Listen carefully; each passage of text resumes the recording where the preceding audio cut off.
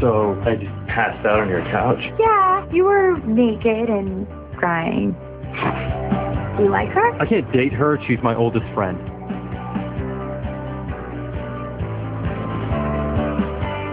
I know. Did you have sex with Emma? No. Yes. Wow. I'm a doctor. I work 80 hours a week. I need someone who's going to be in my bed at 2 a.m. who I don't have to eat breakfast with. I eat breakfast. Good.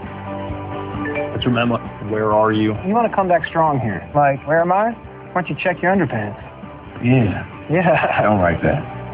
Maybe we should establish ground rules. No lying. No jealousy. Don't list me as your emergency contact. I won't call. Don't ask me what I think about your body. Deal. I can't focus on my porn with all this real sex going on around me.